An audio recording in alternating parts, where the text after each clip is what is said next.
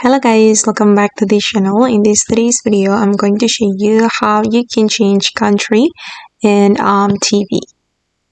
Okay, let's get into it guys. First of all, I'm going to open up OME TV from my computer like this.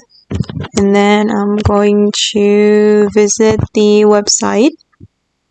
Okay, and if you want to change your country, the step is very simple. You just need to change your country here, and let me continue it with my Google account. Alright, I have already signed into OME TV, and here you can change your country. Alright, you can see the country option, right? And just select the country. And you can also change your location using VPN guys, and I recommend you to use this VPN, Urban VPN proxy. You can add this Chrome extension to your Google Chrome.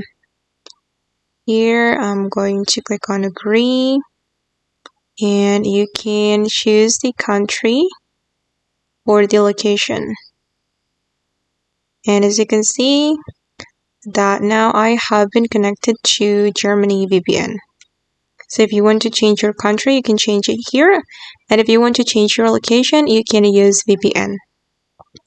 Okay guys, and that's all the way to change country in OME TV. I hope this video will be useful for you. Thank you so much for watching, and bye.